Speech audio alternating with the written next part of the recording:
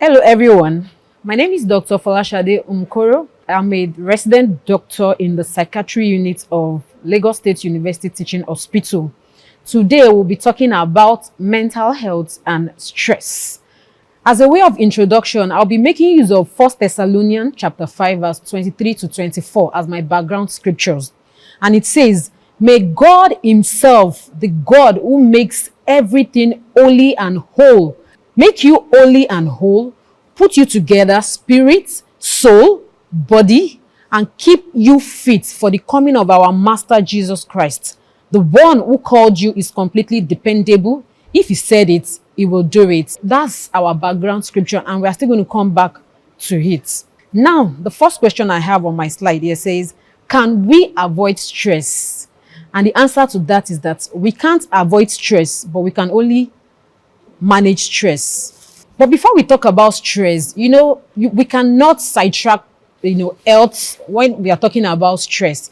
And that is why I'm going to start by defining what health means. According to WHO, health is a state of complete physical, social, and mental well-being, and not just mere absence of diseases or illness. In that definition, we have three core words: complete physical, social, and mental well-being. When we talk about physical well-being, it means that that individual doesn't have any acute or chronic illness. Acute illnesses are illnesses of very short duration, such as malaria, typhoid, or just of short duration. Why chronic illnesses are illnesses of longer duration, or terminal illnesses such as diabetes, asthma, or cancer. So when an individual doesn't have any of those illnesses, we say the person is having a good physical healthy life. And then when we talk about social healthiness, it means that that individual has good relationship with people around. Okay, now our bone of contention, when we talk about mental healthiness, mental health has 4 components, and those 4 components are: 1, an individual must understand his or her capacities. 2, an individual must be able to cope with everyday stress. 3, an individual must be able to work productively. And lastly, that individual must be useful in the community. I would like to expatiate on this. Understanding your capacity means that you know your strengths and you know your weaknesses.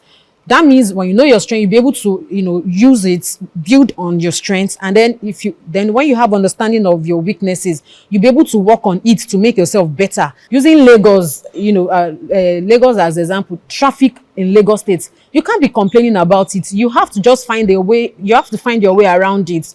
For example, maybe if you can afford to get a driver, you get a driver, so that while you are in the traffic, you can get, to do what you have to do. And if you cannot afford, probably you have to make use of public transport, so that while you are in the traffic, you can still be productive. And then working productively, whatever you are doing in your life, you must be productive. And then being useful in our community as individual and as church. Because as the church, I'm sure this church, I've seen, things online. We do a lot of corporate social responsibility things. And then as individual too, the things we are doing, are we really affecting our community? So my point here is that it is not only those that are, let me say, so to speak, mental, people in the streets that, that are looking unkept, moving around the street, that are mentally ill. Anyone that is not able to manage these 4 things I've talked about. I mean, when you are not able to, you don't have an understanding of your strengths and your weaknesses, you cannot cope with everyday stress. You're always complaining. Then you're not, at your place of work or whatever you find yourself doing, it's not productive. And then you're not useful in your community. Then you're not mentally stable. And then, it's like I said, it's not only those that are, roaming about the streets that are mentally unstable. Those are the people we call those with epiphrenic schizophrenia. We have a lot of mental illnesses. Okay, we have mood disorders such as depression, mania. Okay, we have psychotic illnesses such as schizophrenia.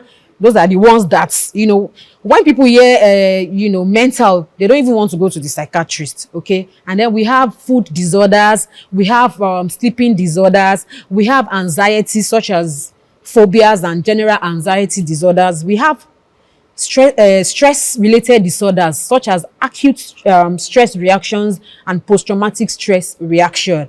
What are the causes of mental illnesses?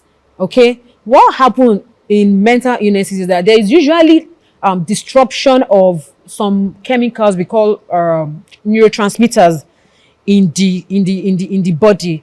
Neurotransmitters such as serotonin, dopamine. So when their levels, when they are disrupted, okay, that's such individual may be prone to having mental illnesses. And then at times too, mental illnesses could be genetic. You find out that some individuals, you find mental illnesses in their family.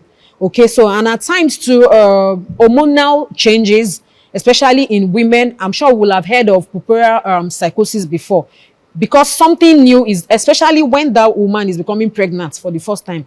During the time of giving birth, and even at times at the time of conceiving the baby. Okay, something strange is happening in their life. There is a lot of dynamic changes in the body. So those hormones can, when they are disrupted, it can lead to mental illnesses. And then people that have gone through adverse childhood experiences, such as rape, people that were not showed love when they were growing up, that grew up in poverty. Okay, so they are prone to having mental illnesses. And then also life challenges, such as divorce, unemployment, and the rest. These are things that can prove to an individual having mental illnesses. So how can we be of help? Because we could be the one that is not mentally stable, and it could be people around us. Please, once we see people having symptoms such as, mental illness symptoms could include someone that on a normal day is cheerful, dresses well, and then that individual is not dressing very well. So that's appearance, and the appearance of the individual is changing. Or mood, someone that is always cheerful, friendly, but that person now is becoming moody and the rest.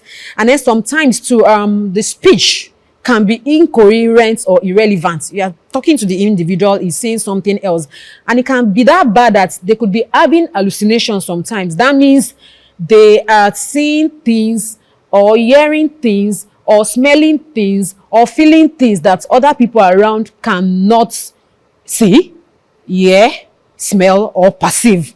Okay, it can be that bad. And then an individual that is having mental illnesses too could have poor cognition. Their memory, they will start having memory problem. They will, their insights will be absent. Insight in the sense that they will think they are doing well, but they are actually having some, mental illnesses. Their judgment will be impaired. They will lack concentration, and they will lack attention. Okay, so those are the things that we find in people that are having mental illnesses. How can we be of help? So when we see people that are having such, we could just tell them that, are you sure you don't need to see a counselor? Just say a counselor. If you say, are you sure you don't need to see a psychiatrist? They will tell you that you are the one that have mental problem. So, but by the time you tell them that, are you sure you don't need to speak to someone or something? Then when they get to the counselor will know that, or the therapist will know that, no, this person needs to see a psychiatrist. Okay, and also, please, we are in the jet age, and I know we are always busy, but sometimes let's take our time to watch at our loved ones' WhatsApp status. Some people actually write suicide notes on their WhatsApp status. Okay, of recent, a friend, just put on his WhatsApp status page that there is a place that is better than this life. Should I go or I should not go? I told my husband, this is a suicide note. I started calling the individual. The person wasn't picking. And then eventually when he picked, he told me what he was going through. He was actually having suicidal thoughts. I've seen so many suicidal messages on people. Some people just be like, it is time to go. They'll just put it on their WhatsApp status. Please, sirs, let us be our brother's keeper. Where is the person going to? Just call that. Where are you going? It could be a suicidal note. Okay, so those are the ways we can be our brother's keeper. And when people are having mental illnesses, of course, they need to see, the counselor, therapist, or psychiatrist eventually.